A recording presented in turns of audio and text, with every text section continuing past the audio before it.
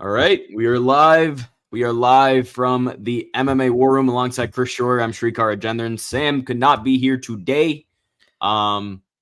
We forgot to do a recap yesterday, so we're gonna do it today on stream for you guys, just so we're not slacking. Usually, if we make it into a video, if we actually do it on Sunday, but didn't end up doing it this time. But we're still going to go over the entire card top to bottom, starting with a cursed or starting at the bottom and then leading up to a cursed main event where Brendan Allen actually won a fight, which is crazy work. Heartbreaking. He's won 2 in a year. Very, very heartbreaking. But we're going to go through everything. Chris, overall thoughts on the card? I think this card definitely was strange, had a lot of action, but I do think it delivered on how stacked it was going in.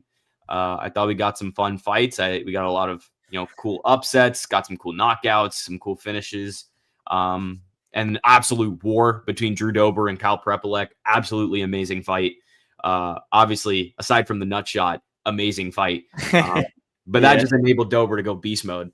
But overall, what did you think of the card? I thought it was pretty good, like pretty solid. I mean, especially on the prelims, a lot of underdogs winning, and none of us had a winning record on this card. So if you took our advice and bet on it, I apologize. I mean, I'm not, excuse me, I'm not telling you what to do with your money, but no, I think this card definitely cooked. Oh yeah, this was a Vegas card. This was a Vegas card. Yeah. A lot of pleasant surprises, I would say. Some people rising their stock, others dropping in price. Already are. Sorry. Just had like a little frog in my throat. But yeah, I thought it was interesting to see, and I was very happy to see it. A few up and comers too that we'll get into, but regardless, Canada got a good one. I will definitely say that. And Shrikar, after we see it, now that we can put it in retrospect, do you think that this was the best card that Canada has ever got? Well, I was only saying on paper to begin with. It wasn't like now we can evaluate after it happened. Then no, it was just a weird card, man. Like on paper, yes, I still think it was, and I think it did deliver on the promise. If there wasn't so many like weird things happening throughout the school, we're going to get into all the weird stuff, by the way. Like between Dan Miragliotta putting up a disaster class of a night, terrible, between all the fouls, between just weird stuff happening. Absolutely terrible. I can't say that it was better, but if without all that stuff, I would have said yes, so right. It's tough to really determine. And that's the thing. We can compare the cards on paper, but it's going to be hard to beat a pay-per-view as a fight night just in general. But I do think it was pretty close to 315 in terms of overall entertainment value. It wasn't pretty far off at all. Right. Which when you're comparing a fight night to a pay-per-view is not all that bad. I just thought it was a really weird card. But I guess we're going to start from the bottom, work our way to the top. If you managed to see this stream, make sure you like, subscribe, turn on those post notifications. We're coming hot for UFC 321 this week. Tom Aspinall versus Cyril Gane. That's going to be a fun one. Obviously a pay-per-view, big time, big fight. So that's going to be exciting. But let's get into this card, man. We'll start off with Melissa Croden and Tainara Lisboa. In women's bantamweight, we might have just found a Canadian Reinier de Ridder. Take that as you will, good or bad. Well, Reinier de Ridder before he fought Brendan Allen. I think Croden still lacks some polish. Her fight IQ and technique aren't fully there yet, but you can see the raw potential.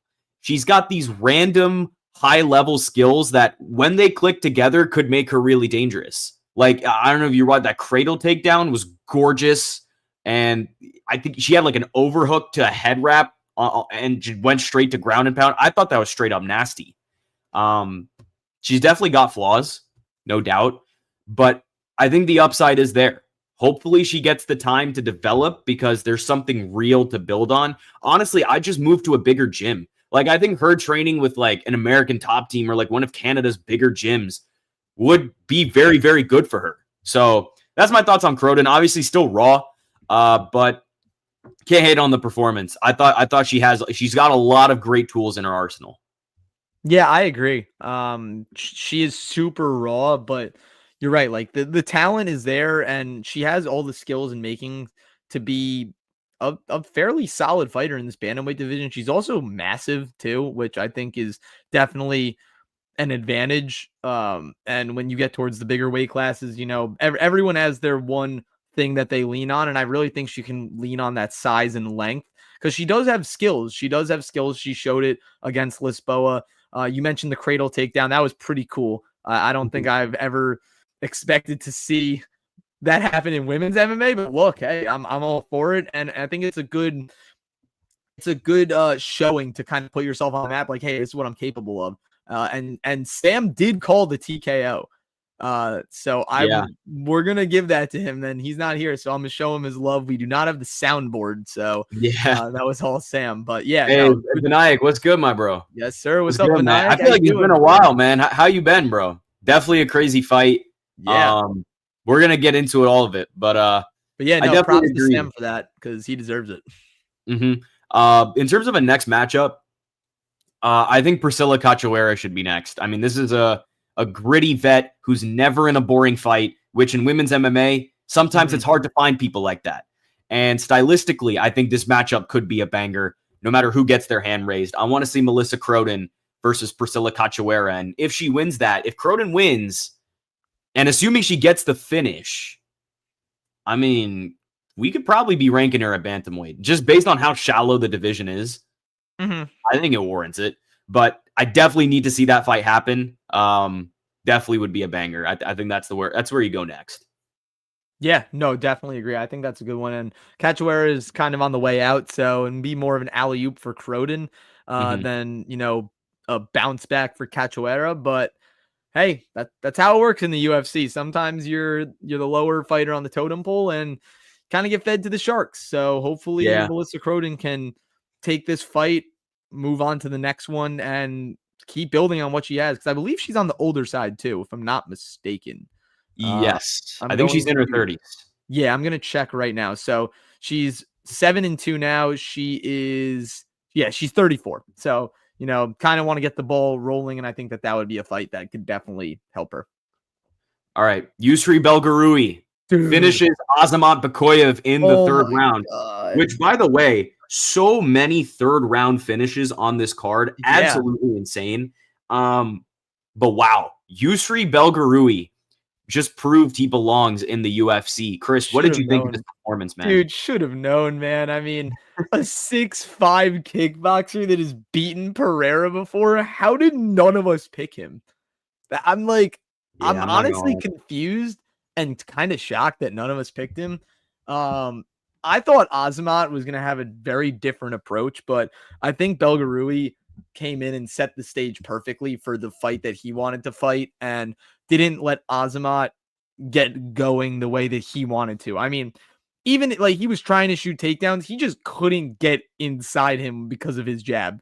I Mhm. mean, that was crazy. I thought that was a great display of striking by Belgarui, and he needs to be on a watch list. Like if we're making watch lists in divisions, middleweight, dude, watch out. If this, first of all, he's beating Alex Pereira in kickboxing, that should already say something to you.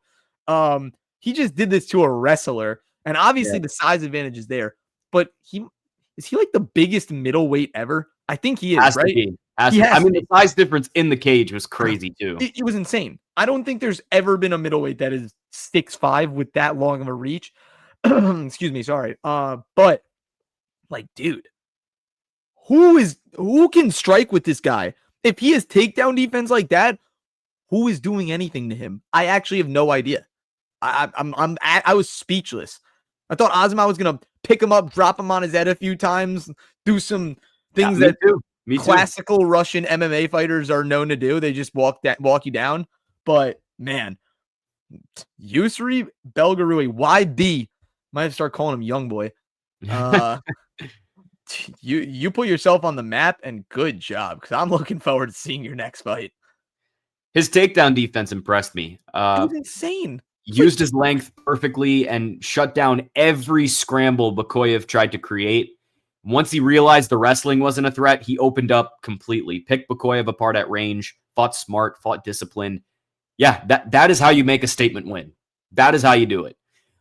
I would like to see a follow-up win over someone who's still hanging around the edge of the top 15.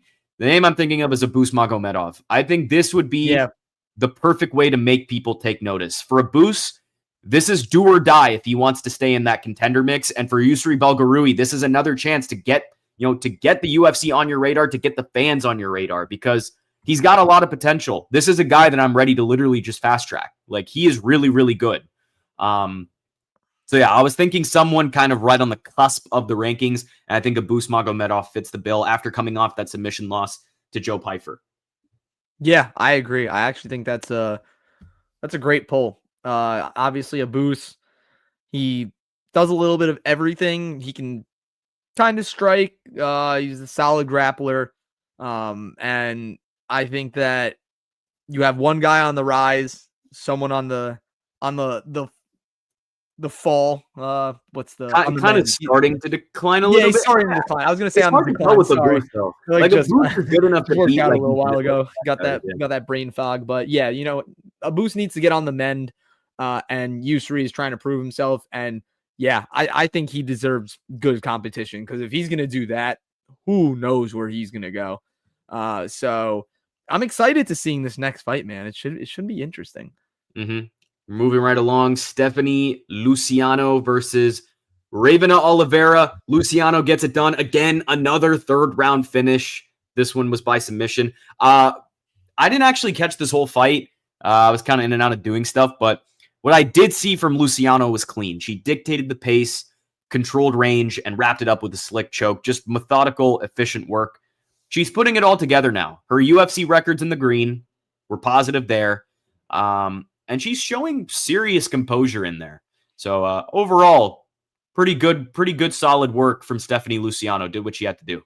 I agree. Yeah, I think that she did show very good composure, and that's something that I was kind of expecting her to show. And I think that weight cut really just did not help Oliveira. She did not look amazing. She did look... But I'm not going to lie, she looked good on the scales. Yeah, she did look good on the scales. I don't know. I feel like sometimes you might look good, you might look hydrated and whatever, but just something in the back of your mind. Maybe it's when you step in the octagon with someone else who's been fighting at that weight for quite a while.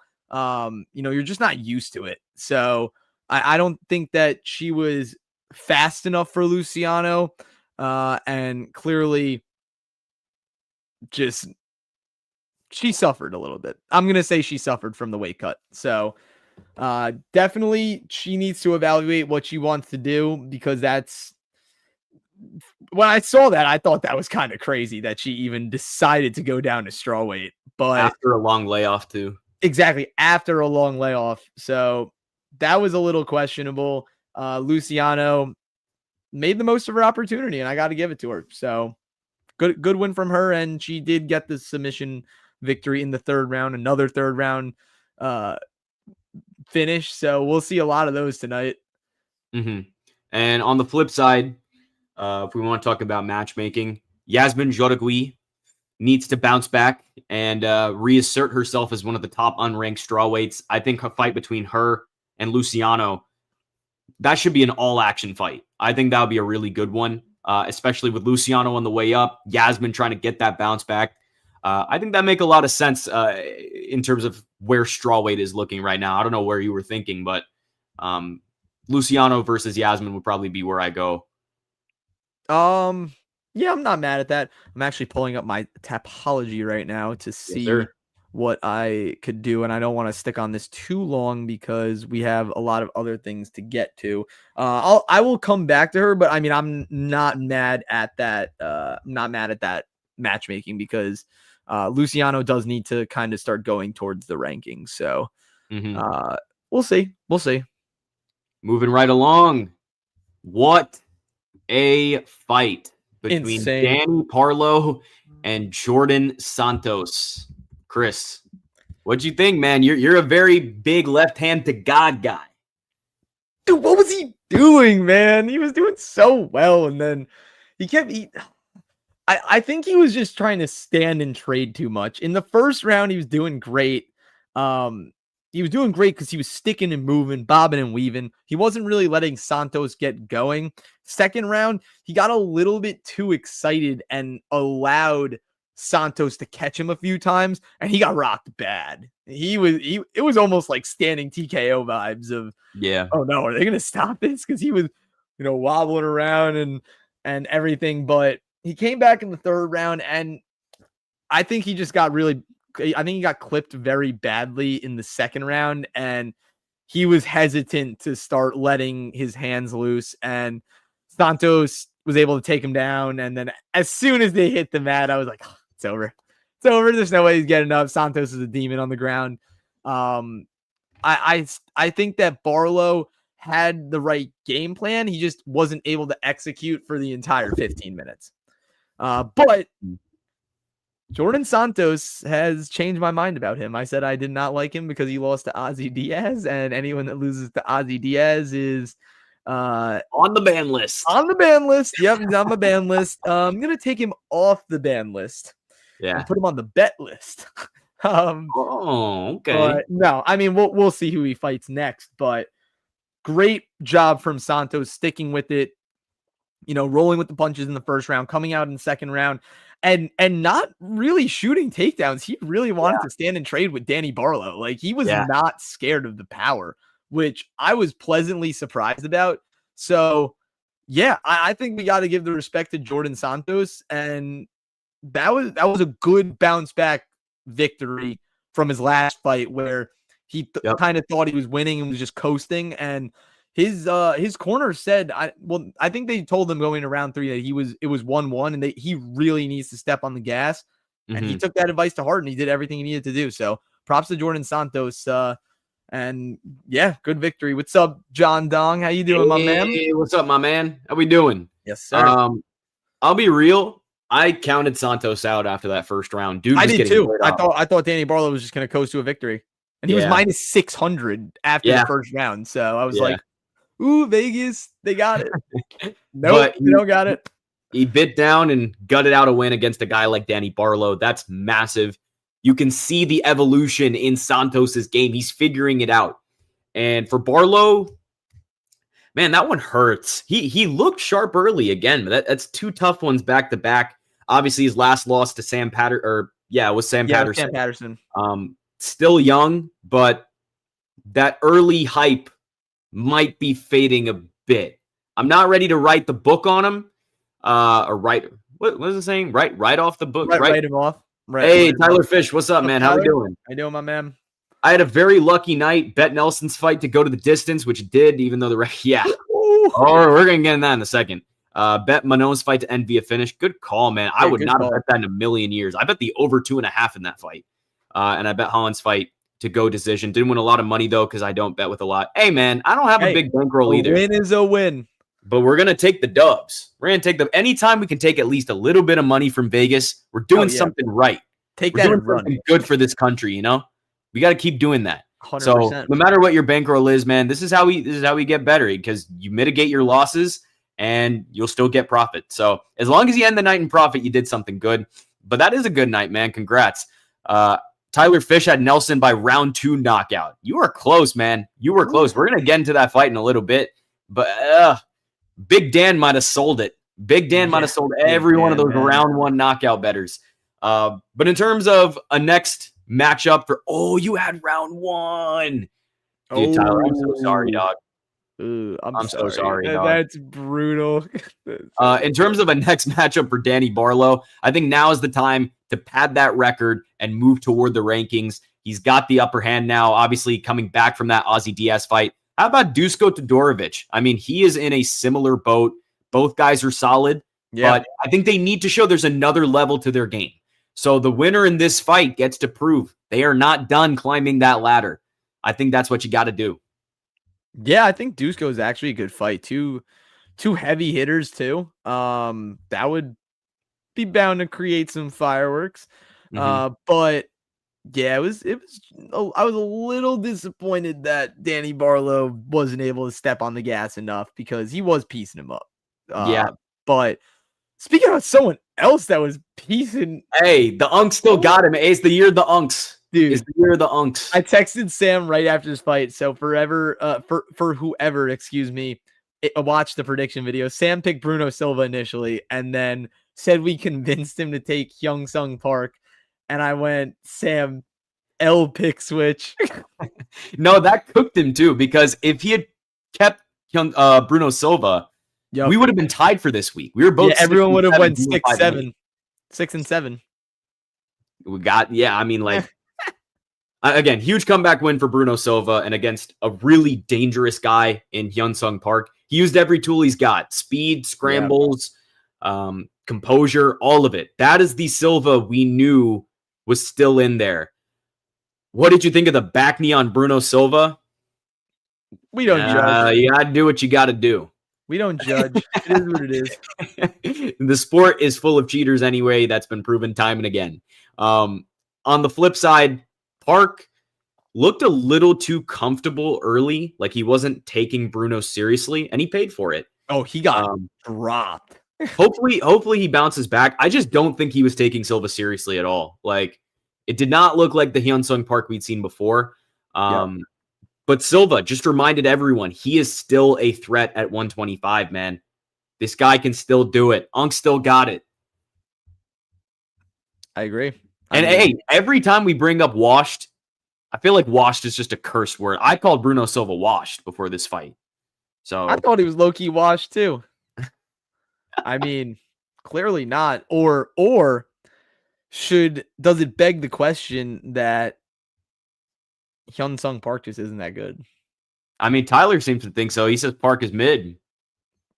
Could be. That was just how not a good showing. So I mean, I didn't think that was a great showing. Even if he was just how good is Joshua Van? That kid's good, man. Amazing. Good. He's amazing. That dude is gonna be champion in December.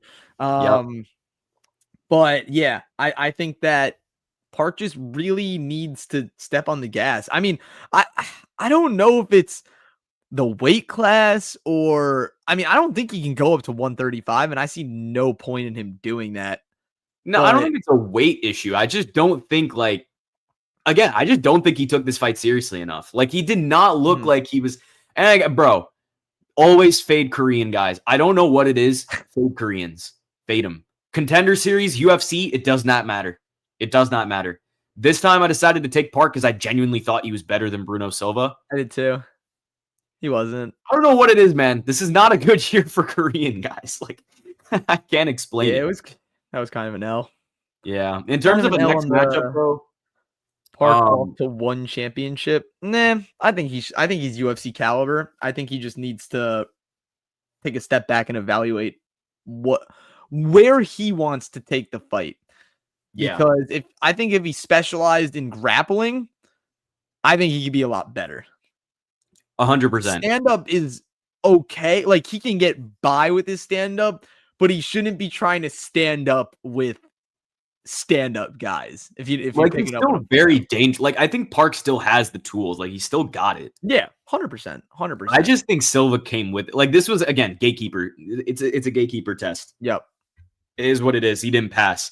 But in terms of a next matchup for Silva, Steve Erceg deserves a step up.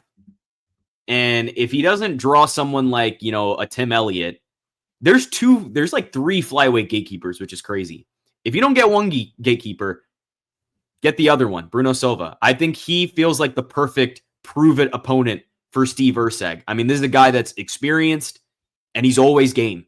Always is. So if they decide not to do Tim Elliott and Steve Erceg, I think Bruno Silva and Steve Erceg is just as good, if not better. You know what I mean? Like, yeah. All right. I have one that it's a little bit. It's kind of lowballing the opponent, who I'm going to say.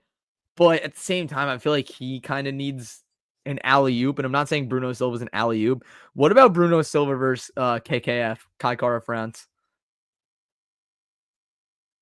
Coming fresh off a title loss. Nah. No? Okay. Nah. I know that was a little bit of a worst. It's not the worst shout in the world. No, it's not the worst shout in the world if you want KKF to get a knockout, but But that's what I'm saying. I feel like that's what kind of KKF needs, but because he gets to the top so often and then just plateaus But in terms every of like, single time. but is KKF a guy that we're going to be like rushing into a third title shot is what I'm asking, because obviously he had the interim shot against Moreno. He had his undisputed shot against Pantoja.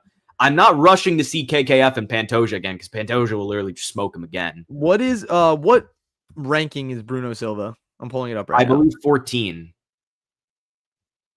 So this would be a very, very big drop for KKF. Like I think that would be a really big drop. Like I think KKF is looking for someone in that like 6 to 8 range, maybe. Yeah, that is true. Yeah, Bruno Silva is 10 14. if you want to stretch it, but like I don't know. I feel like Bruno Silva is like too far down. Like good job that he defended his like I feel like Steve Erceg is just far enough where it's like okay, he needs that veteran test. Obviously Erceg's fight against Odie Osborne, and no, I don't want to see that tongue thing again. Yeah, we don't want to see it in a title fight. That's for sure. We don't want to see it in the title fight. Yep. We will be seeing it again though, unfortunately. But I do think Steve Erceg would be the right test for both of them because Silva obviously will get his step up. Mm-hmm. And then on the other side, we're not that impressed with Erceg against Odie Osborne. This is another good test for him. So I don't know. I think that's the way I was leaning, but I don't think Silva's the worst shout for a KKF fight. Mm-hmm. I just don't think it makes complete sense at the time. I don't know if Kai will take the fight. I don't know what I had a match made. I think I wanted Kai Kara-France against like Asu Almabayev or something, just because I think the stylistic matchup would be pretty interesting. Striker versus wrestler, obviously. Oh yeah, I agree. So that's the way I would lean. But we'll move on. The man with the very nice hat, Aoriqi Lung, gets it done in 20 seconds. I'll bite the bullet. I'll take the L on this one. I took Cody Gibson. Aoriqi Lung does not win often, but when he does win, it is very violent. Very, very violent. Beautifully timed counter, full body power shot while Gibson was wide open on a leg kick. Maybe an early stoppage. I get the argument, but Gibson was in deep trouble. He's not getting out of that. He wasn't. When you're getting rocked like that in round one, the comeback window is basically gone. So a massive W for Aoriqi Lung. Chris, you picked it. What'd you think of the performance here? 20-second finish. It was it was pretty cool. It was pretty cool. Pretty dope. Yeah, I mean, I don't think that there was enough time for Cody Gibson to settle and get into his game plan. Obviously, I that's what I expected was if the fight is standing, Aoriqi Lung has the clear advantage. Mm-hmm. And every fight and every round starts standing up.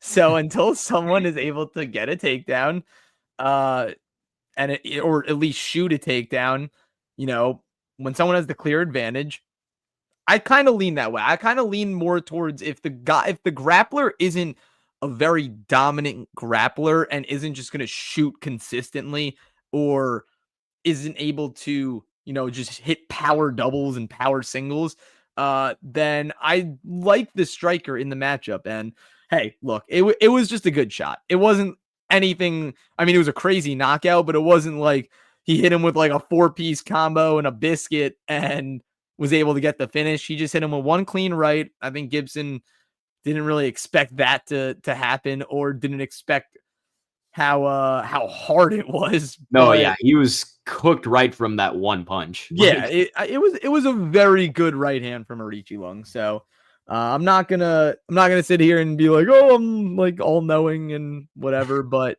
yeah, it was just a good guess. He just got hit with a right hand, and it was nice to see though because he really bounced back from his kind of, I wouldn't say derailment, but he wasn't doing great. Mm-hmm. We'll put it that way. So nice to see him get on the map a little, put himself back on the map a little bit. In terms of matchmaking, what you got, man? I think I have a fun matchup here. Yeah, let me hear it. How about Javid Basharat? Ooh. I think this is a real test to see if Aoriqi Lung can start an actual win streak, Mm-hmm. or if Basharat can finally get a winnable fight and prove he belongs. In his last 2, he's had to fight Ricky Simone and Ayman Zahabi. 2 very those are tough fights. Crazy fights. I think Aoriqileng is more of a step down for him. It's a fight that he can win. And if Aoriqileng gets through Javid Basharat, this guy's going places. He's definitely going places. That would be a big win for him to get. What were you thinking, man?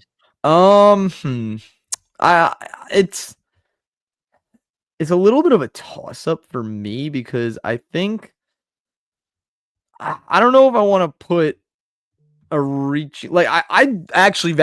the Basharat brothers. I've said that countless times. So I'm not going to sit here and glaze them any more than I've been glazing them.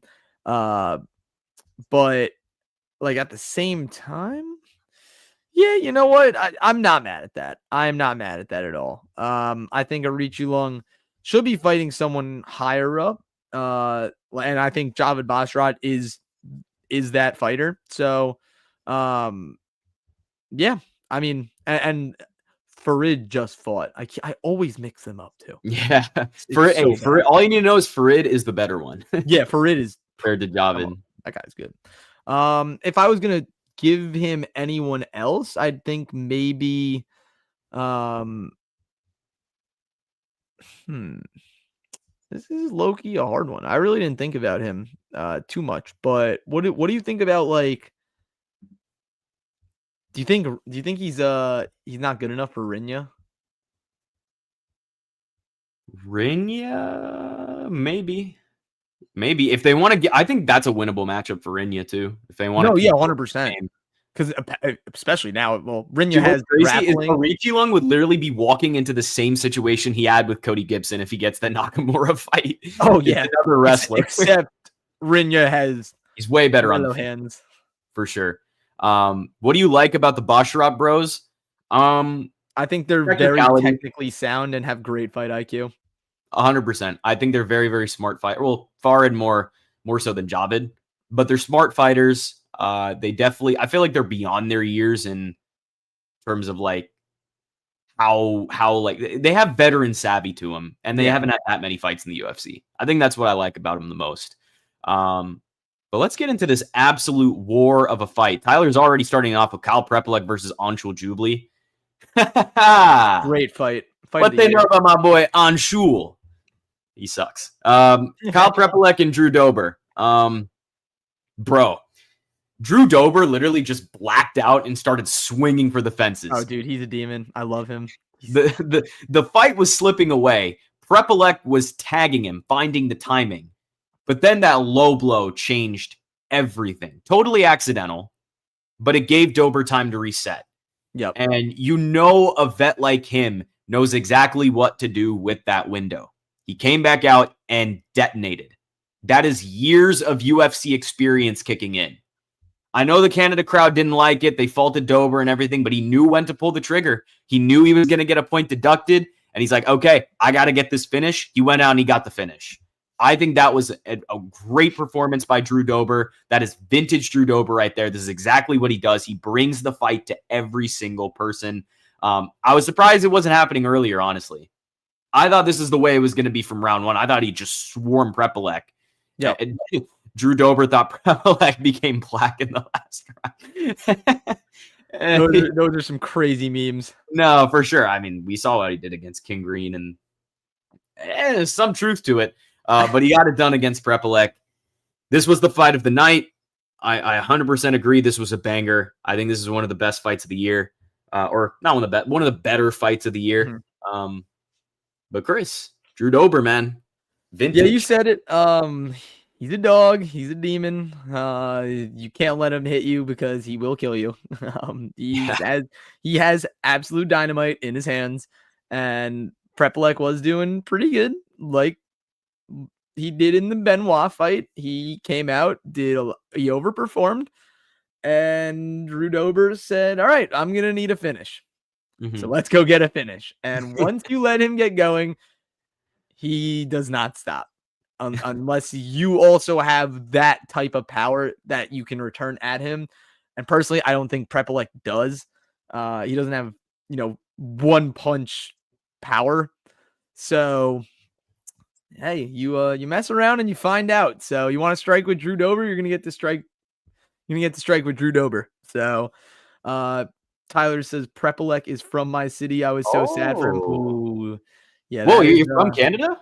Oh wait, didn't we establish this last Yeah, time? we did. Yeah, it's Canadian. Tyler is Canadian. Yeah. Pretty cool. Hey man. No, thanks for watching. Hey, Prepelec showed a great fight though. He showed a He great always fight. does better than you think. Like you Yeah, always count him out, and then he just comes out and survives. And like on our predictions video, I believe I had Dober round 1 knockout. Like, and Prepelec definitely showed a lot more than that. Oh yeah, and I think he set himself up well for the future in terms of the fights that he could get. Because I'm being straight up, if Dober knocked out Prepelec in the first round, he might have gotten cut. Maybe. Yeah, I agree. But now he set himself up for something bigger. Obviously, Canada loves him. He's a big guy in Canada. But yeah, man, I thought, okay, in terms of matchmaking, I think there's only one route you can take. We will both be uniting in blissful glee over this fight. Yep. What is it? Drew Dober versus Esteban Ribovic. Make it happen, man. Oh. Just make it happen. Just do it. That is a free. Dude, that would be for both guys. insane. Oh, I mean, know though. I think Esteban can fight higher than Drew Dober though. I just feel like you gotta do it. It's a fantasy banger just waiting to happen. Oh, you know what I mean? Like it. In my opinion, Drew Dober gets murdered. I don't know. I just don't think he can keep up with Esteban's pace.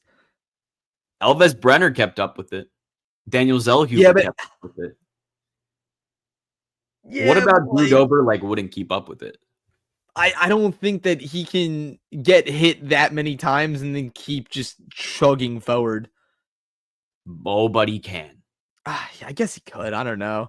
But he can. Also love Esteban Ribovic. That is my dog. Well, my thing is like, okay, Dober's back in the win column. He's always flirting with that top 15 line. Yeah. Esteban, I think he just needs one more signature win to break through. And I think Dober would be that signature win for him. And if you want a guaranteed fight of the night. Oh. Topology is going crazy. Why is it playing an ad? Whatever. I'm clicking out of it. I just found someone. There's ads in everything now. I know. I don't like that. Yo, all right. Listen to this. You're talking about like a signature win. Drew Dober versus Kevin Vallejos. That would also be a banger. I think that would be a better fight for Vallejos than it would be for Ribovic because Vallejos would have to move up to 155, no? Oh, Drew Dober's yeah, because Vallejos is featherweight. Sorry. But if he was willing to go up to if he's willing to go to that was a ball drop on my end. Prepelec beats Jubilee, then beats Dober in a rematch, then beats Moicano, then gets a main event in Windsor, Ontario against Dan Hooker. Let's go for that. Let's go for that. That's a lot of ifs and thens. No, you know what? Anything is possible. This is mixed martial arts. That is true. I think anything is possible. But I think what the most impossible part of this is the main event in Windsor, Ontario. My brother. Even for a fight night. we're just stretching too far, man. But nah, it's all jokes, man. That's pretty funny. Vallejos kind of got fraud checked in his last fight. No, he didn't. No, he didn't. Danny Silva's a demon. Silva's good. I just want UFC in my city, man. I will believe. Dude, that's how I feel. I mean, that's how I feel about San Jose. I don't know because I'm in the Bay Area right now. I don't know if the UFC will ever come out here, but I believe there was talks about an event in San Francisco in Chase Center, but then the talks fell through, and then they made it an Apex event. Or either that or they moved it to SoCal, which is, oh God, even worse. But yeah, man, that's the dream. Having UFC in your city must be so lit. You don't got to worry about travel or anything. Just buy your ticket and go. Just hammer a few beers before, like that. That's the dream, man. That's the dream. Yo, what about Drew Dober versus Mason Jones? That's another firefight. I think that would be a sick fight. That is another good fight. Remind me, is Jones? He is at 155, right? Yeah, he's at 155. Yeah, he is. So yeah, he is. San Jose, you should start training at AKA with Tyler. Right. We're on hush mode about it, but Yeah, he is lightweight. Hopefully soon, man. Hopefully soon. I want to learn at least one discipline, man. I would love to learn. Yeah, I mean, if I'm at AKA, wrestling would be the best option, but I want to learn Muay Thai or I want to learn Jiu-Jitsu. I think one of those two disciplines are what I want to get into first. Oh my God. George Springer? Dude, Game 7 Springer is unreal. Bro. He just did a Hey, for all our MLB watchers in here, hey, and especially for Tyler Fish, if you're a Blue Jays fan,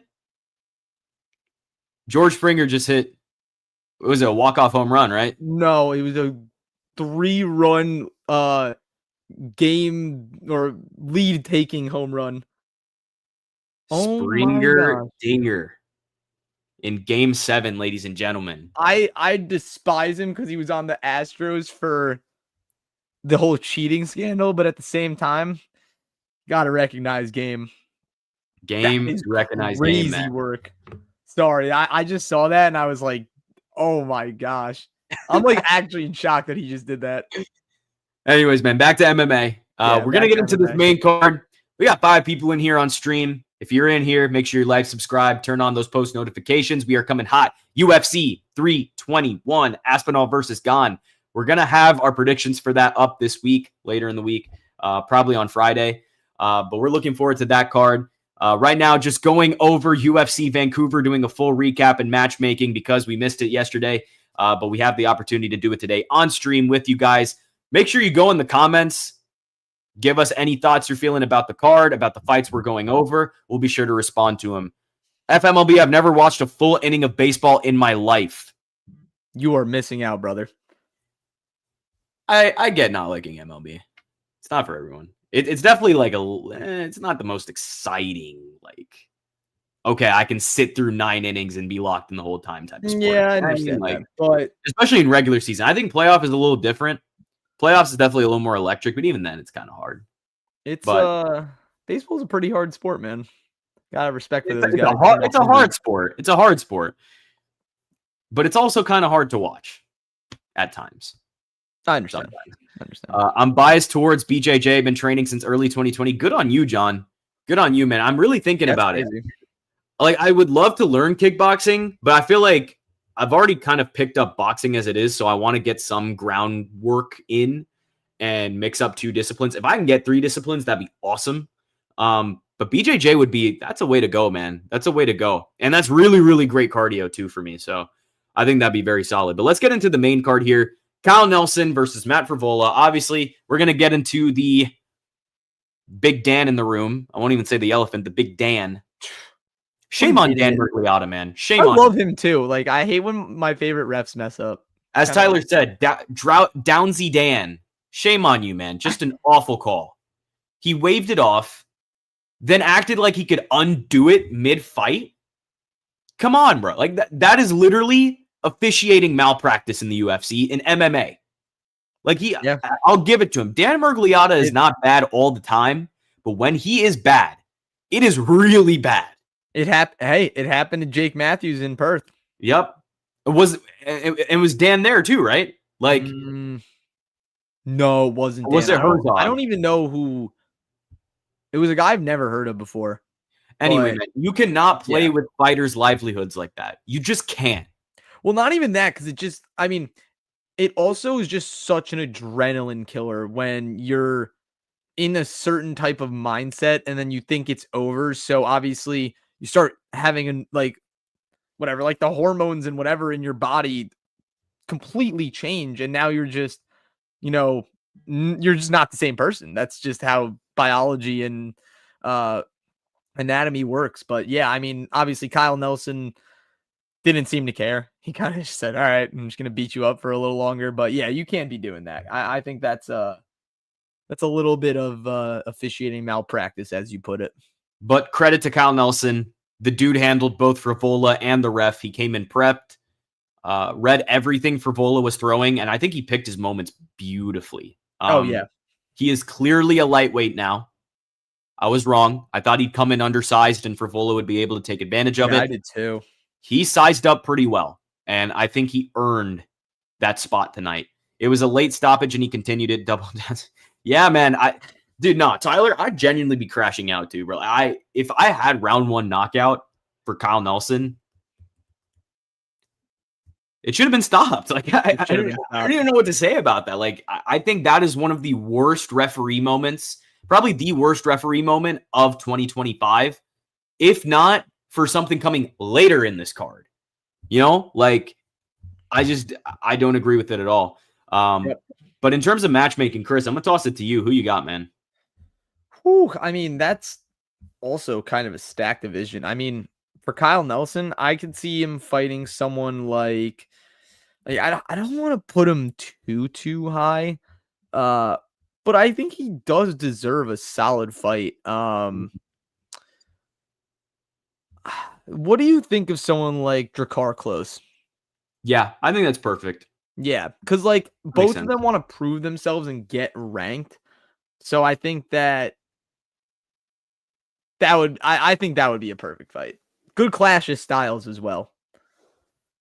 Mm-hmm. Yeah, I agree with that 100%. I think Drakkar Klose and the trajectories of both of these guys, I think it makes sense to make that fight happen. Worst moment since the Bobby Green stoppage. I think there is an argument. Yeah. I think this is worse than Jake Matthews.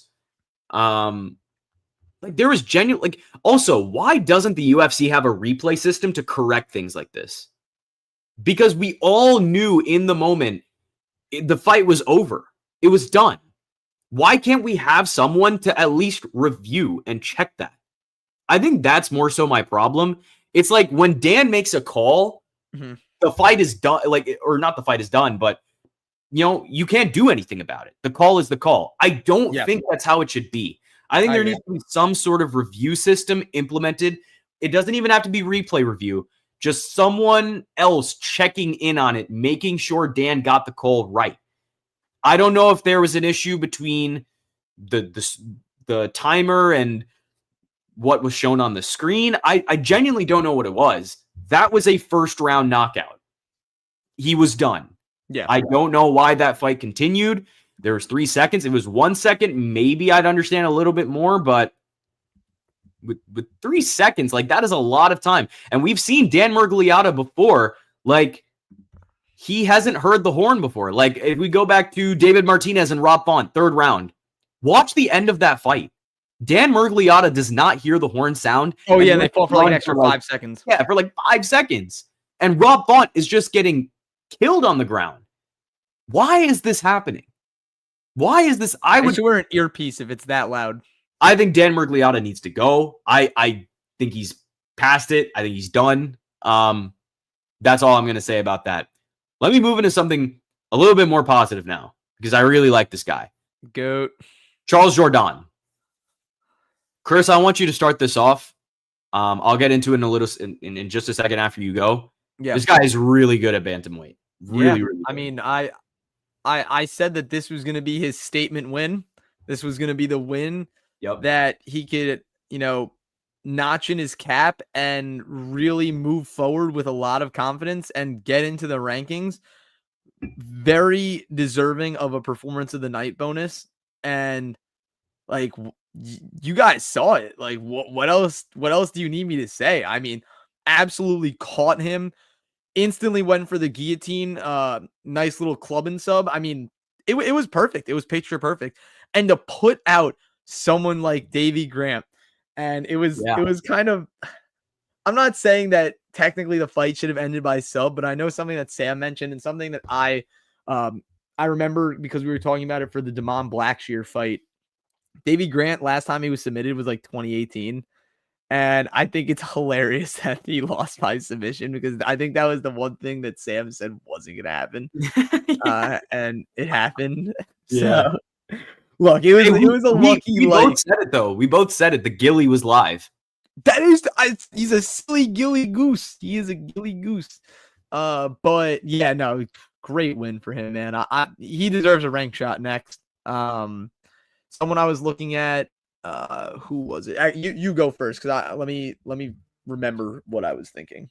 Dude, honestly, does he get a rank shot straight off of this one? He might have to fight another unranked guy.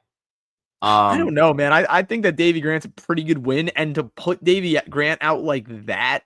Oh, no, for sure. I mean, this dude is looking phenomenal at 135. The adjustment's been seamless. When you look back to that Victor Henry fight and then you see this one, the guy looks amazing. Oh, yeah. Davy Grant is a tank. That guy's gone to war with everyone, but Jordan pieced him up. That flying knee, like, perfectly timed. Tyler putting the air in Air Jordan. Exactly. That's what we saw with that flying knee. Is literally like the Jordan logo. Found the guillotine and sealed the deal like a vet. I mean, just look at the names on Davy Grant's record. Cheeto, Martinez, Yanez, Asuncao.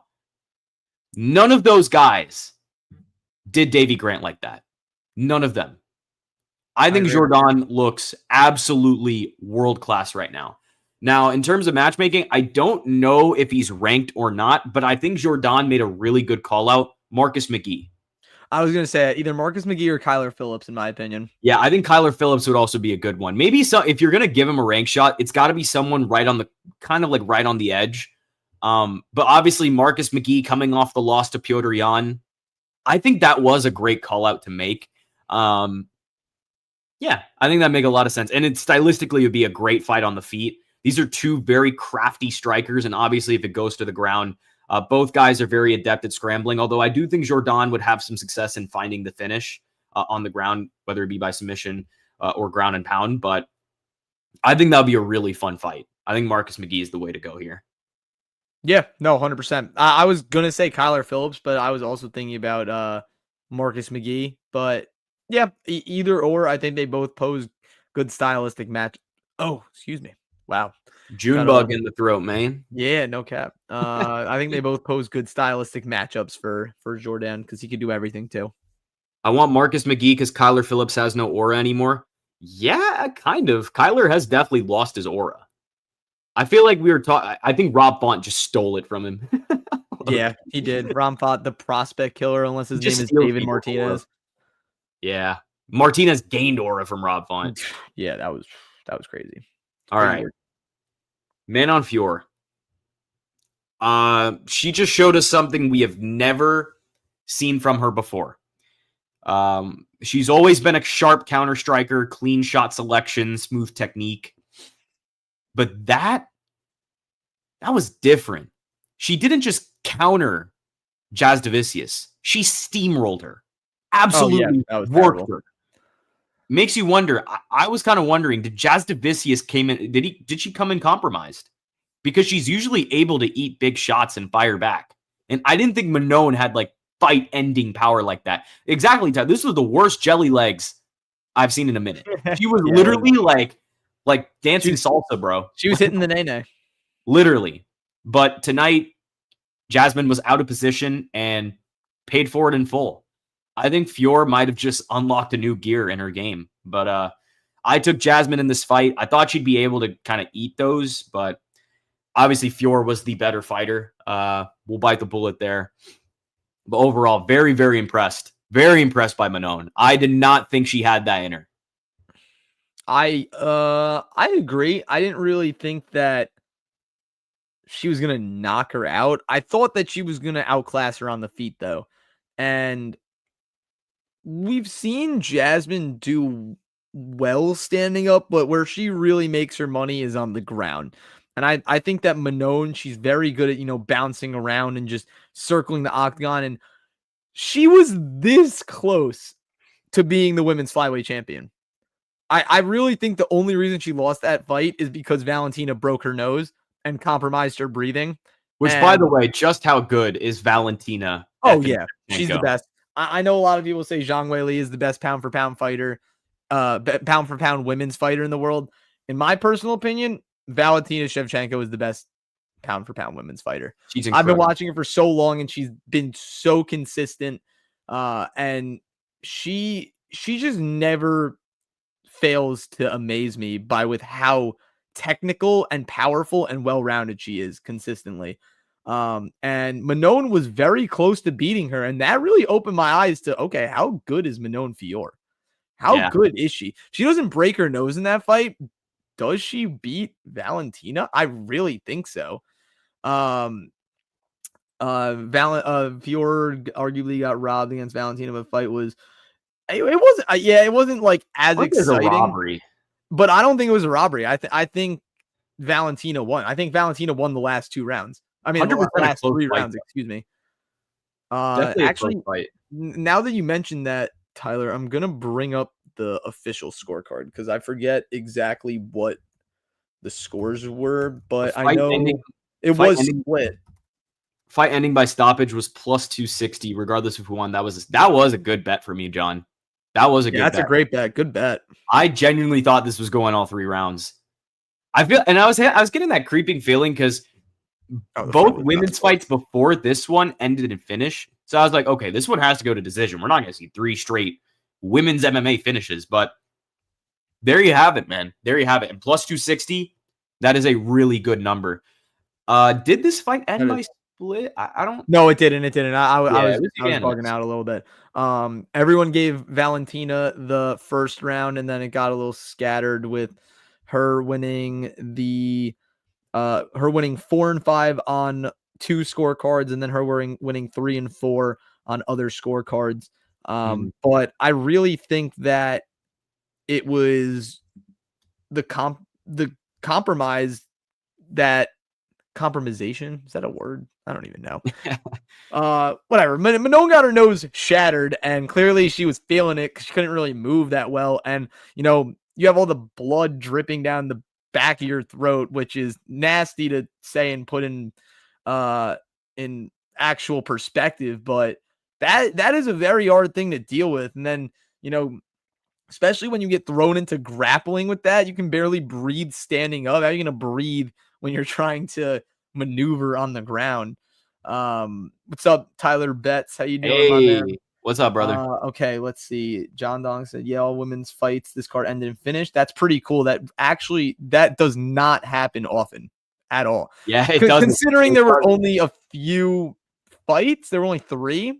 Still a lot more than you'd expect. But Tyler Fish says, okay, how is Valentina the best when she's barely scraping by contenders while Zhang Weili is putting a gap between them? Yeah, but But flyweight is better than strawweight. Yeah, flyweight is way better than strawweight. And no disrespect to Sam because he loves the loaded. He loves him some strawweight. Yeah, I think flyweight clears strawweight by an absolute mile. And I think that we're going to see the difference when Zhang Weili comes up to flyweight to fight Valentina. There's going to be a weight difference. She's not going to be able to inflict her will on Valentina the same way that she does on these other opponents. Tyler mentioned lighter woman's skill. You think that's a factor here? Not when it comes to grappling. And first of all, Valentina is one of the most complete UFC athletes that we have ever seen. Yeah, 100%. So I don't know. So is Zhang Weili, though. So is Zhang Weili, but Zhang Weili's more. I feel like Zhang Weili can. She tends to be a little bit more of a berserker, while Valentina literally just stands there until you make 1 inch of a move, and then counters. Hey, Tyler. We were just talking about that George Springer dinger, man. I'm very sorry about that. Oh yeah, that's unfortunate that you're rooting for the Mariners. I hope for you that they do make the World Series. I keep flipping back and forth from the Seahawks game to the Mariners and Blue Jays game because that's crazy. 2 big Seattle games going on at the same time. Yeah, Seahawks are wiping the floor with the Texans. Hey, that boy Darnold is hooping, man. He is hooping. Seahawks might be really good. They might be really good. I agree. But I'm putting too much value in weight differences in every fight that has someone moving up. I don't know. If I think one of the women is the pound for pound best fighter in her respective sport, then I'm not gonna say that she's gonna lose to the second. Yeah. Wait, remind me again. So do you think Fior should get another title shot? No. Before fighting again? Because my answer is no. Yeah, I don't think so. I don't want to. It's too soon to see it again. I It's think kind you of like should do. The Lopez thing, where it's like, yeah, he just had a crazy win, but I don't want to see him fight for a title again when he literally just fought for a title. Exactly. It's like I kind of want to see a little bit more fresh blood. Grappling is very much affected by lighter man skill. Topuria got held down by Bryce, then moves up and puts Oliveira in a crucifix easily. Topuria walks around at 190. He is not Yeah. lighter man. And Islam was pound for pound number one, and I still thought Ilya would beat him even before. But that's like way different. I think that Ilya Topuria is a heavy man. Mhm. And when he was cutting down to 145, he's cutting down to featherweight. He was compromising himself and his energy to make that weight. Let And alone Bryce Mitchell's also a 155. great grappler. Let alone 155, where he's still kind of like it's a Exactly. tough He's weight still cut. cutting like 30 pounds to make 155. So, I mean, I don't consider him one of those fighters to be lighter man skill. But I don't know. I think that there's gonna be a little bit of a difference with I understand, Tyler, that lighter man skill comes from fighting in a lighter weight class and not weighing less. But at the same time, I think that the people that Zhang Weili are beating are kind of just cans. Nah, they Who did? can't. But I mean, not like Like insane contender level. I think the people that Valentina are beating are better than the people No, that yeah, Val's comp is better than Weili's. Yeah, like we're gonna look at it right now. I'm gonna look at it right now. Zhang Weili, her okay, she lost to Rose twice, who I mean, look, Arguably won the Rose is second good. fight. She's been in a little bit of a she's been in some shambles recently. She beat Joanna Jędrzejczyk, who was on the verge of retiring. She dominated Esparza, who is not very good. She beat Lemos, who can't grapple. She beat Yan Xiaonan, who I actually thought Yan Xiaonan was going to do solid in that fight. Didn't do well. She absolutely mopped the floor with Tatiana Suarez. And then you look at all right, look, I understand now that in retrospect, Grasso might not be a great loss. But that was one of the most unlikely things to ever happen. Well, also, Val made one mistake and got caught in the first fight. Second fight, I don't understand how they gave Grasso a 10-8. And then the third fight, Val literally just dominated. Yeah, like she to the figured it point out. where we did not need to run it back again because she made it clear she was better.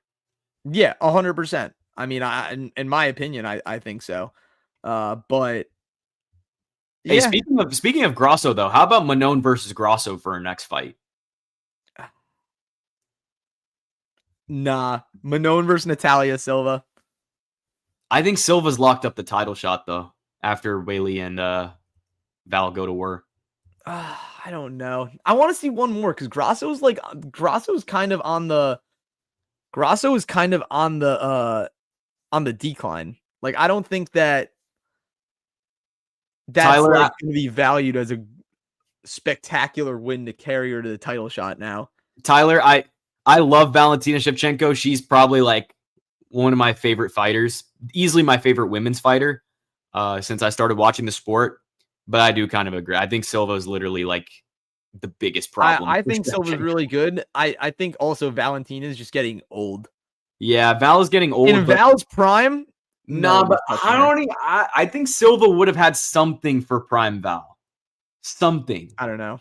I wouldn't go out and say like she would school Valentina in her prime, but I do think it would have been a pretty close fight. Like Silva's really good. Like I think she is really, really good. Another one of my favorite women's fighters who's coming up. It just sucks that I'm gonna have to see them fight each other. But I do think Natalia would take a win over Valentina at this stage. That's why, like, if Val does end up beating Zhang Weili, that is gonna be the one where I'm like, okay, go out on that one. Like, just she should retire. She should just retire. There's no need to stick around and find out. She's 37. Just because MMA someone loses. MMA is not an old person sport. Just because someone loses doesn't mean they're on a decline. Grasso is not declined. She looked terrible. No. I actually agree. I don't think Grasso is washed. I'm not saying she's washed. But she is not the same fighter that beat Valentina Shevchenko. But like, how can we say that after like one fight? Yeah, I mean, like even when she beat Shevchenko, I still didn't think she was this amazing world beater. That I thought it was a fluke, and it was a fluke loss. It was a fluke loss. Sure, but like, I still think she can. I want to see her in one more contenders fight before writing the book off on Alexa Grasso. I just still think there's some stuff, but she's obviously like solid. Don't get me wrong, but like, I don't know. I feel like I think that there are more fighters who deserve opportunities than Grasso. So you want Manon and Silva? Yes, fight. I think Manon should fight Silva. If they wanted to go that route, I wouldn't be mad. That's perfect for that's like a really big prove it fight for Silva, and then that's another kind of delay for Manon. So if she does win, it's not just being thrown back into the title shot. It's more, okay, you've earned your way back. Exactly. Yeah, you've earned your way back. I don't think it's horrible. I just feel like it's just because I feel like Silva's already locked up the shot. Like, I think that Grasso win was so clear enough for me to be like, okay, she's ready for Valentina. Yeah, I mean, so I don't know. That's just something I was thinking about. Let's move on here, though. Okay. So we had some disagreements before we actually went live on this fight. Chito Vera and Ayman Zahabi. Okay, first of all, such a fun scrap. This was a very fun fight. I actually think the judges got it right. I think Zahabi had more volume, and I think he was more consistent throughout the fight, and that was the difference. He did exactly what you are supposed to do against Chito. You got to stay busy, you got to stay smart, and you cannot let him build momentum. And I think Zahabi did that. There was not one point in the fight where I'm like, okay, it's swinging towards Chito, except for the round he won, obviously. But there was no round in which that I thought Zahabi won where I was like, okay, Chito built some sort of substantial momentum to swing it the other way. Chito, though, gotta say, he looks sharper than he has in a while. And I'm hoping this lights a fire under him and we get that old buzzsaw, counter-striking, vicious version back, because when he is on, he is a problem. But Tyler, yeah, man, I agree. This was not a robbery. Like, Chito has to be less hesitant. You got to go for it. Yeah. You got to go for it. Mariners are 1 out away from being eliminated. Oh, no. The Blue Jays. Tyler Betts, if you're still in here, bro. But they have Julio Rodriguez up at the plate, and that's probably the guy you want up at the plate. J-Rod, let's hope. Yeah, I initially thought that Vera won, and then I rewatched it. And I even said to Shrikar before this stream, I thought it was I thought that Chito won, but yeah, you can't be mad when you kind of leave it 50-50 because look, they're always going to side with the hometown guy. Yeah. They're always going to do it no matter what. Billy Black says, "What's up? Do you think Movsar or Murphy will get the next title shot?" We can get into that after our recap.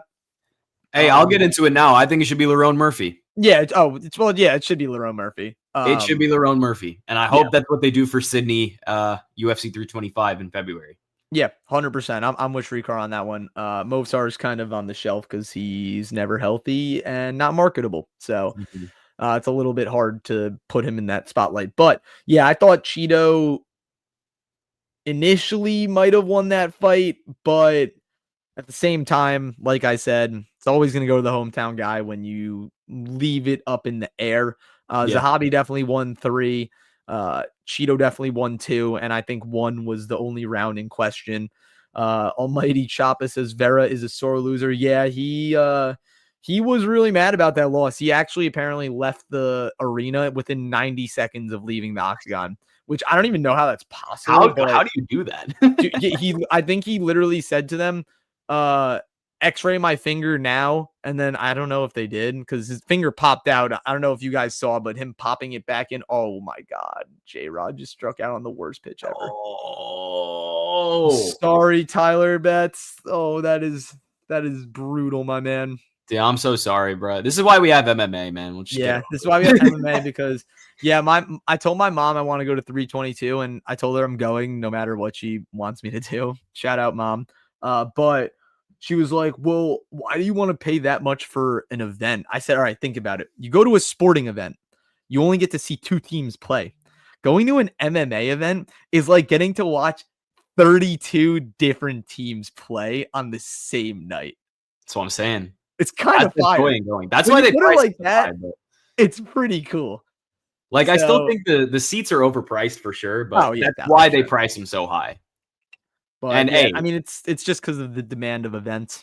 And we are prelim watchers, so you better believe if me or Chris are going to an event, from the moment the doors open, we are watching. I went to UFC Long Island when the first time it came in 2022. The event started at 10 a.m. for some random reason. I was outside of the door at 8:30. Yeah, man, that's literally what you have to do. Wait, quick World Series prediction, Shrikar. Who you got? Blue Jays or Dodgers? Dodgers belt. I'm sorry. Yeah, I Dodgers know. Belt.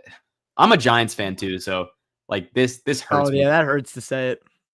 Dodgers are gonna get it done. Wow, first World Series appearance in 30 years. Hey, shout out to the Blue Jays though, man. It should be shout fun. out to the Blue Jays. Yeah, they beat the brakes off the Yankees. So, yeah, let's not think about baseball right now. It's kind of depressing. Let's get back into this fight. Yeah, let's get back into that. But yeah, Cheeto didn't do enough. We already got a Dodgers future bet win the World Series parlay with Aspinall and Umar. That's awesome. I like that bet. Not gonna lie, I would be scared about Umar. Nah, I'm not. I'm early prediction or my early lean. This is why you tune into the streams. You get these early picks. I'm all over Umar. I think Umar is he's gonna work Bautista, especially over. I hope so. I love the Dagestanis. Tyler Fish will be at UFC Windsor in 2029. Call Uncle Dana and tell him to make it happen. For sure. But in terms of let's talk about a next matchup for Ayman Zahabi here, because he called out Sean O'Malley, and let's be super getting that fight. Yeah, let's be super for real. Well, I'll be honest, dude. I don't think Zahabi's that good. I really don't think he's that good. Elaborate. I just feel like he's an average striker and an average grappler. And he should have lost his last fight. Cheeto has no brain or fight IQ and doesn't want to press when he should. I don't know. I just don't feel like he's a great fighter. Okay, where I do agree, I do think Zahabi is scraping by, and you cannot get away with doing that. Bare minimum to win these fights. Arguably could have lost the Aldo fight. Some people will still complain it's a robbery. I don't disagree. And in this Cheeto fight, it was close. It was very close. I do think he did what he had to do to get it done. But that's not going to cut it when you fight these top contenders. Now let's see the O'Malley fight so we can get another Sugar Show highlight. Yeah. If he fought O'Malley, I think he would be dead within 2 minutes. Yeah, Sugar would kill him. I think you do Zahabi. How about Zahabi versus Song Yadong? Sure. Like, I mean, I don't really. Obviously, you have to give him a matchup that like a top 5 guy. Exactly. Like you have to. You really can't not. Because like, how are you gonna sell Sugar and Zahabi? Like, what about Figueiredo? That could be an. Because if Figgy fights like that against him, how he did against Montel Jackson, Zahabi's getting knocked out.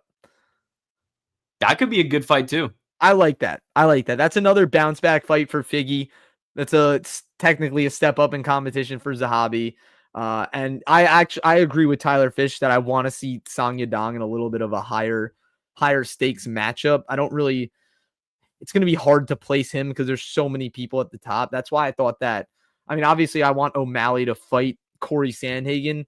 But if they don't go that route, I think that Song Yadong versus O'Malley would also be a good choice. Yeah, I don't know. I just I'm not impressed by Zahabi. I've never really been impressed.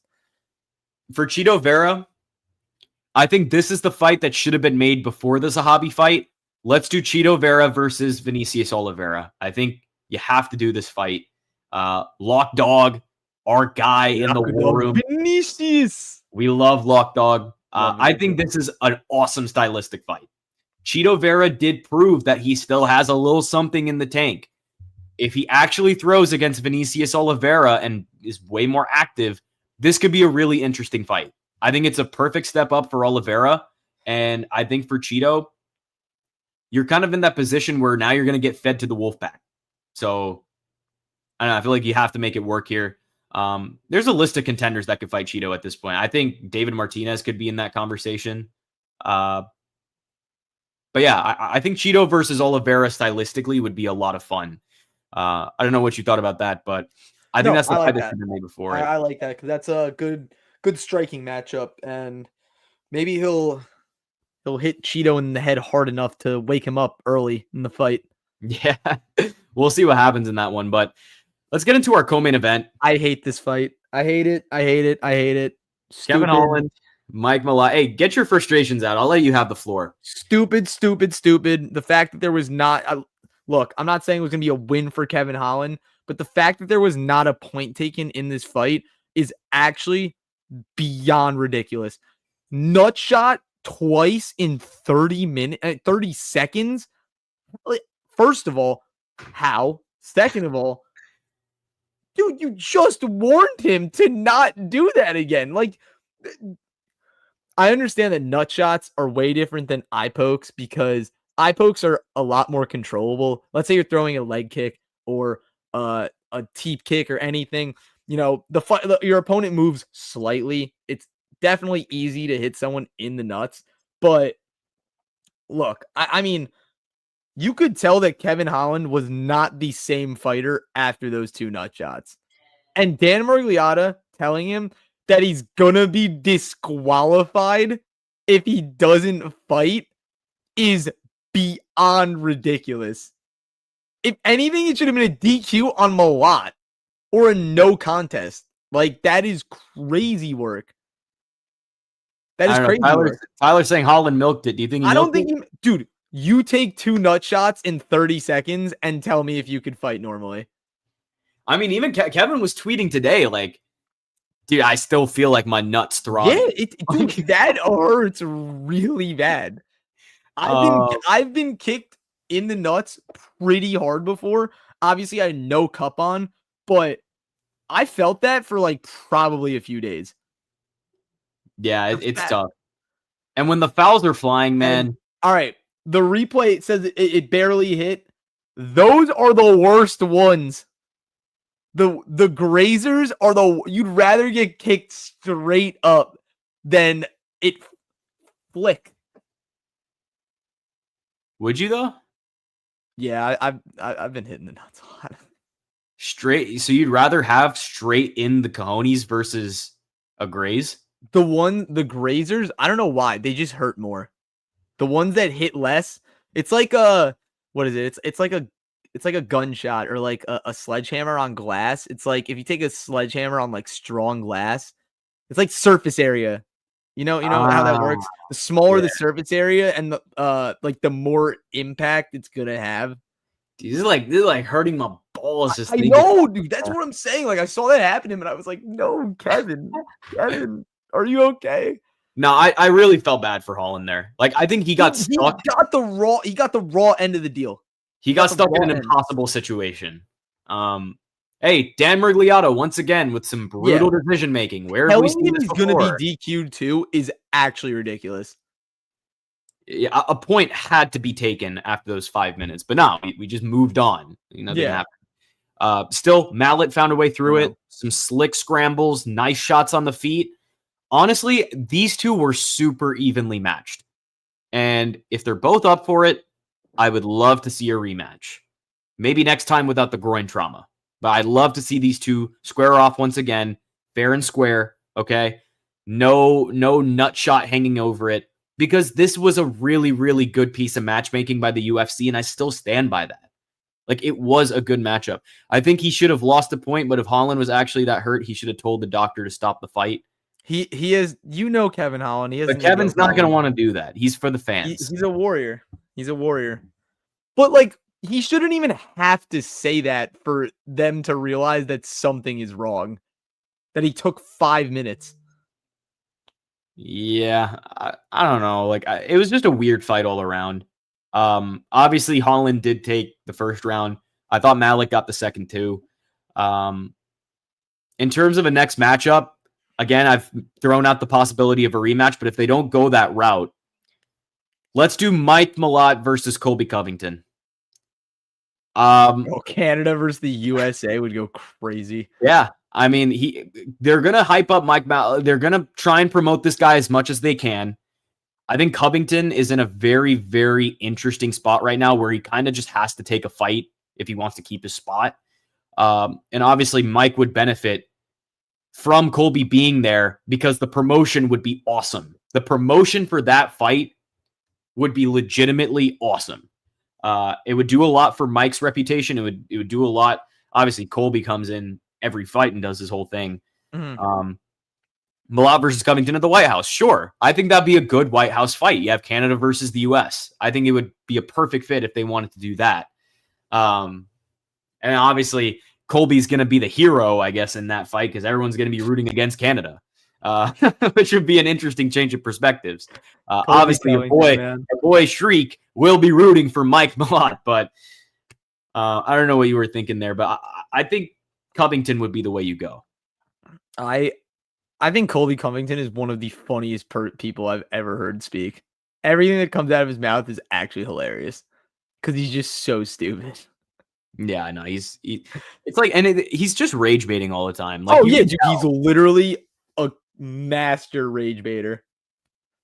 Yeah, I mean, that would be a good fight. Why not? Because clearly Colby doesn't want to fight anyone else. And if you pitch it to him on the idea of it's USA versus Canada, he would 100% take that fight. Like, dude, come on. You're doing the country justice. Nah, yes. Hey, speaking of fake Canadians, though, I hate to tell you guys this, but Brendan Allen won. Dude, RDR sucks. How did he beat Whitaker? How bad is Whitaker? Don't even mention it, bro. This is the horrible moment for the MMA world. RDR just completely emptied the gas tank way too early, which is weird because he's usually a guy who builds later as the fight goes on. Yeah. From round 2 onward, his decision-making fell off a cliff. And I hate saying this, but hey, credit to Brendan Allen. He took full advantage of it, man. He capitalized. I ain't giving him credit, that fake Canadian. No, what are we doing here, RDR? I want to give him credit. I just don't want to say it. I'll be fair. He fought a good fight. But I feel like it's more so because Reinier fought a worse fight. I think it was more Reinier being bad than Allen being good. Yeah, Brendan Allen didn't win. Reinier de Ridder lost. I'm so salty. Not only because I don't like Brendan Allen, but because I had a lot of money riding on RDR. That was the last leg of a lot of my parlays. So I do have a good fight for him though, Brendan Allen. Is it the same as Tyler's? Ooh, no, it's not. But I do like that fight. I actually agree with Tyler. I think you do Allen. Yeah, I would give him that fight. I think DDP would. Dude, let's be real. DDP losing that fight. He's going to do what RDR did not. He's going to do what RDR did not. I think he could finish Brendan Allen. Who I was thinking about giving him initially is Kyle Bahio. Kyle Bahio would smoke Brendan Allen easily because Brendan Allen they did a grappling match. Kyle Bahio won in that, but I think that would be a good stylistic matchup. You got two grapplers that are good at striking, but you think he will? But I think DDP is overrated on the ground. I think when he's not going up D- against the Chimaev, he's a lot better. Yeah, I agree. But also, I don't think. I mean, DDP is just not a ground guy. He's more of a. I could actually see Brendan Allen taking him down a few times. But like, why not at this point? Like, what does DDP have to But I lose? also do think you can defend takedowns against a Brendan Allen, but against Hamzat, it's like just you cannot do anything. Like, Oh, you ain't defending anything from Hamzat. No, the best way to defend against Hamzat is to not show up to the fight. just throw in the towel immediately. Yeah, just be like, I'm not coming. I'm staying at home. Which, okay, I guess a good thought exercise for us while we're on the topic. Let's just matchmake middleweight. Matchmake middleweight. I agree, Tyler. I can see. And real quick, I'm gonna pull this down. Yeah, pull up I'm gonna pull up the UFC rankings because let's see what middleweight is looking like right now. Just give me one moment here. All right, we are back here. We'll zoom in a little. All right. So with RDR losing to Allen, the title fight is clear. It is going to be Hamzat Chimaev against Nasruddin Imavov. No sort of disagreements there. Yep. I think the title shot has been secured. Even if RDR won, I still feel like he would have needed one more. But I think with him losing, now you got to give it to Imavov. He's got it done against Kaio. He's done enough. A 3-fight winning streak against the guy who just beat RDR, Brendan Allen. He beat Jared Cannonier, and then obviously he beat Kyle Bahayo. That's 3 straight great wins. So title shot secured. Consider it done. Chimaev will enter in his first title defense, and we'll see if Imavov has anything for him. I think Chimaev will dispose of him, but Chimaev versus Imavov, DDP versus Allen. That's the next fight that I think should be made. I think that makes the most sense because obviously Brendan Allen is now a top 5 contender. Whoop-de-doo. We hate to see it. That is actually hilarious.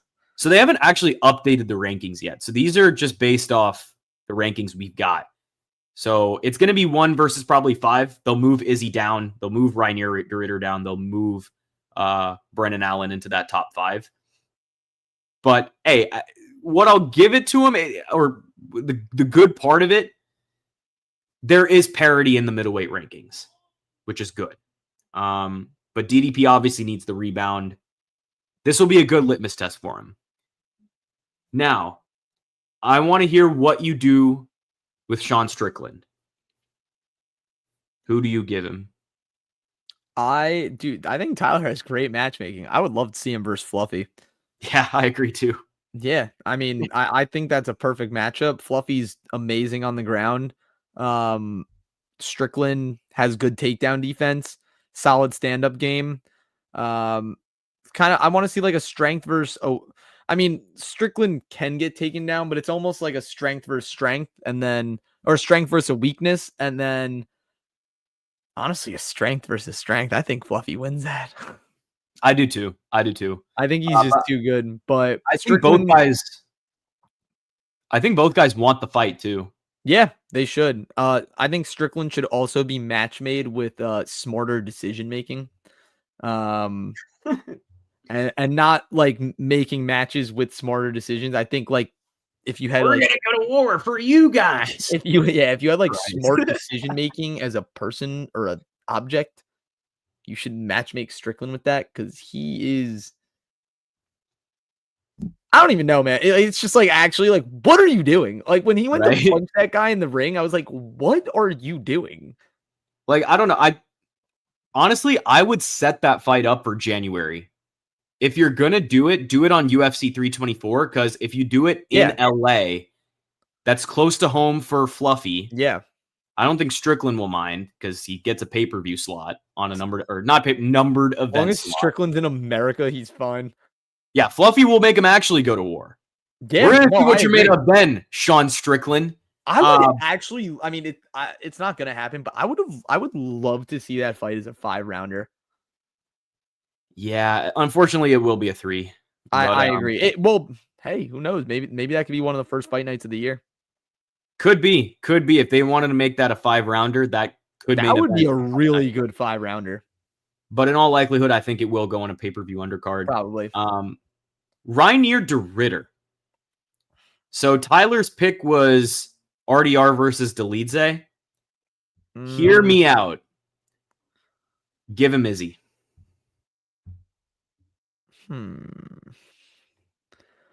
Give him Izzy. Izzy has the star power. He is a former champ. RDR has built up his kind of name a little bit. And think about it, bro. RDR and Izzy. Think about that. Like it's like a champ versus champ fight that would have been really, really good when they were obviously both in their primes. But you could look at it now. This is a legacy fight for Izzy. Quote unquote legacy fight, because Jon Jones has completely changed what a legacy fight even means. I don't know. I think really want to see RDR and Izzy. I want to see Izzy fight MVP. That would be the funnest fight ever. And MVP would smoke him. Okay. If you want to do Izzy MVP, I think RDR and Costa, you could set that up. I like that. I like that better. I think that could still be good. And obviously, if you do RDR Izzy, then I'm leaning MVP versus Costa, which I still feel would be an incredible fight. I think so too. I think that would be good. And it would be a meme fight. Like MVP and Costa would just be like memes galore.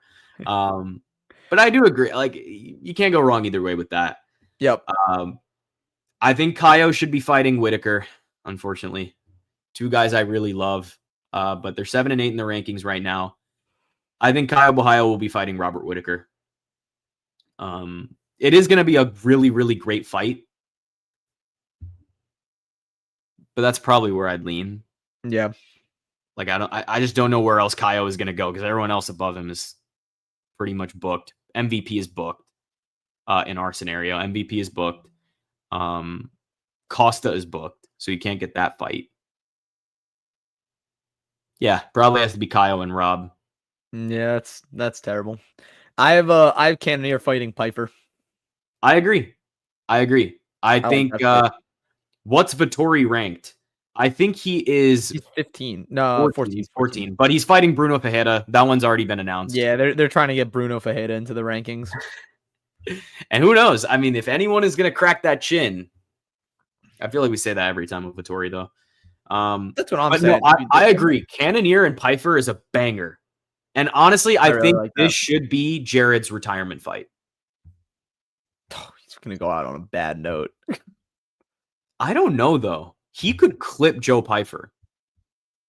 He could, but I don't know. If Joe Pyfer moving that way, whoo, that's scary hours for middleweight. Joe versus Vettori, that's a real chin test.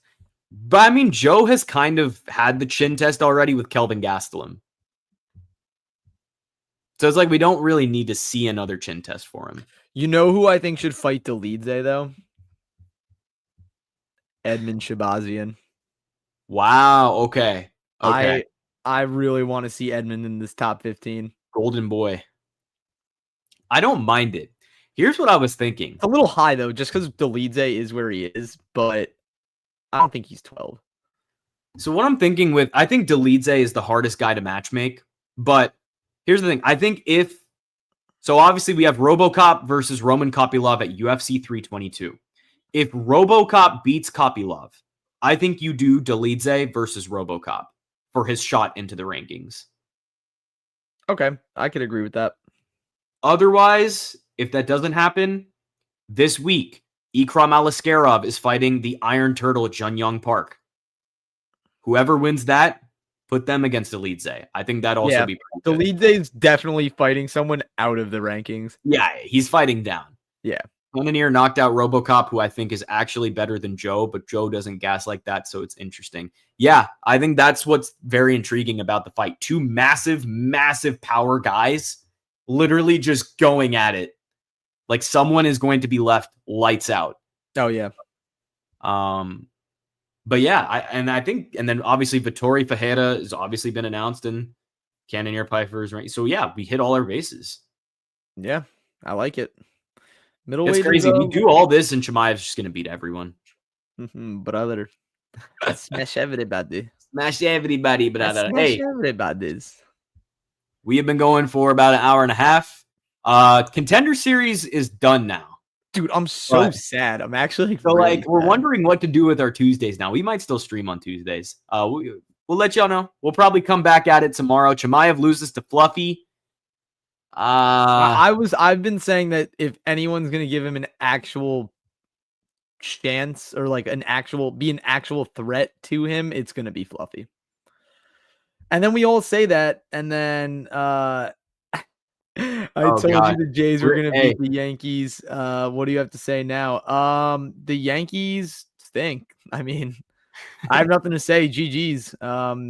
Blue Jays have to do what the Yankees didn't do last year and try and beat the Dodgers. So good luck. Hey, Rick, we are all Blue Jays fans right now. Yeah. Do you think they beat the Dodgers? Let me know that. Let me know that. I think that's the more important question now. Yeah. But what's good, man? Good to see you. Yeah, good to see you, bro. Thank you for tuning in. I don't know if you tuned in just to chirp, but if you did, that is massive respect because I'm as D1 hating. I like I like D1 hating. I'm a fan of it, so I'll give you some props for that. But yeah, I've been saying that I think Fluffy is the only person that's really going to give Hamzat a little run for his money. And then we say that, and then they'll fight, and then Hamzat will just take him down and kill him. Fluffy will make him work, and I think if Chimaev actually worked, he's going to gas just because he didn't gas in 5 against DDP when he literally had no resistance. I agree. He had no resistance. He was just laying on top. Jays are going to the World Series, bro. We'll see. Ohtani can't be perfect every single game. He's human. Is he human? I think Ohtani is the best player to ever play baseball. The best person. Yeah, sorry. It's late. I'm tired. But yeah, I think Ohtani is probably the best baseball player that we've ever seen, and probably a lot of people have ever seen. If you can throw 10 strikeouts and hit 3 home runs, and one of them was like 470 feet, he's human, but he does inhumane things. I know. I really hope the Blue Jays get it done. I think they got a chance. I do too, because then that means the Yankees lost to the World Series champion, and that makes me feel better. Like, my head says the Dodgers are going to put belt, but like my heart says the Blue Jays are just going to low-key. There is a world where the Blue Jays could take it to a game 7. I don't know, because they're inhuman, not inhumane. Yeah, you're right. Sorry, it's late, but I don't know. I don't know if the Blue Jays can compete with am I calling Ohtani an immoral person? He might have been gambling a lot of money. We don't know. I like how you meant to say immortal. But there might have been a fall guy for Ohtani. But yeah, I mean, it's just hard to contend with the Dodgers. They literally are almost perfect at every position.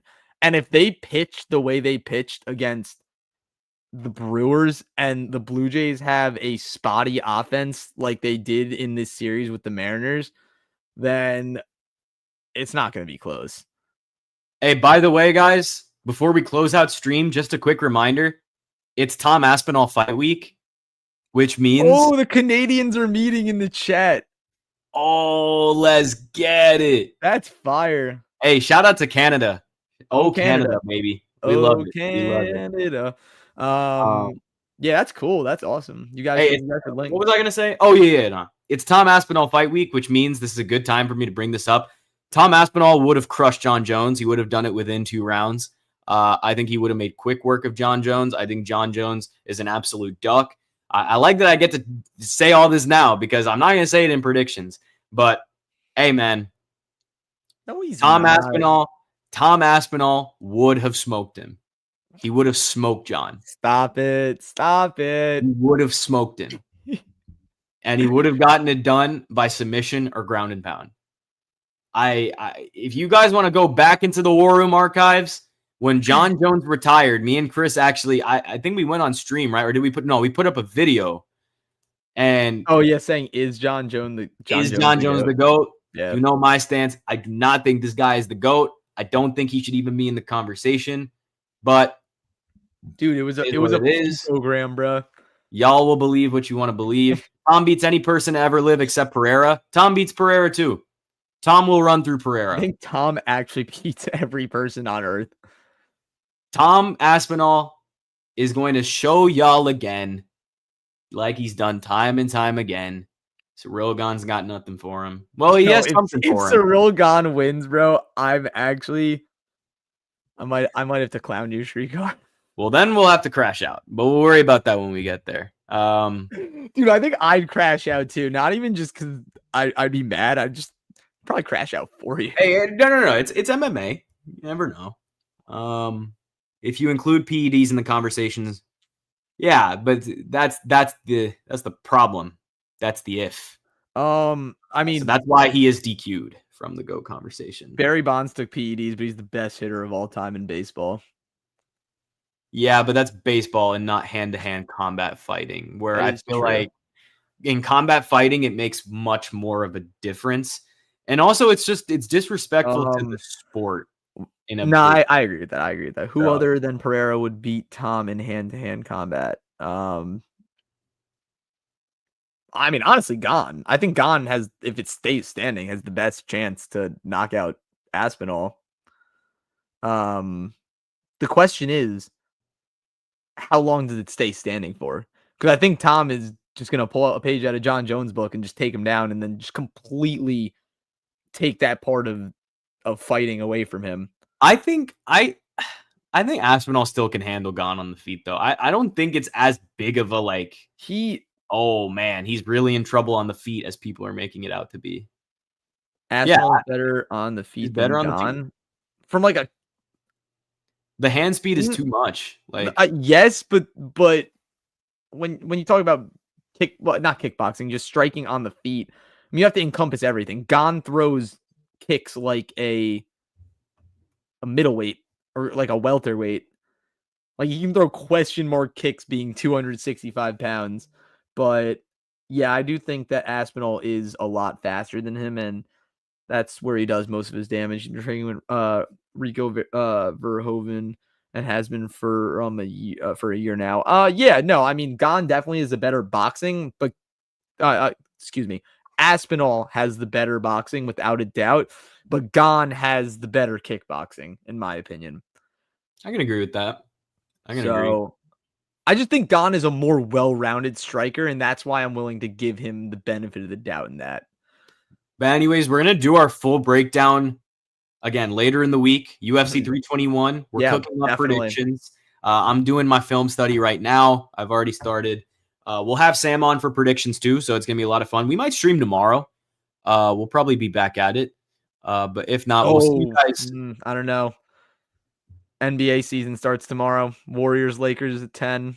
That's all right. I'll just have it on in the background. I might need to pay attention. He's been kickboxing. His kickboxing will improve in this fight. I believe he in his training. I believe in his training too. But I don't know. You don't just randomly start throwing head kicks and question mark kicks or side kicks. Maybe side kicks, but I don't know. I think Gane's weirdly flexible for how big he is. Yeah.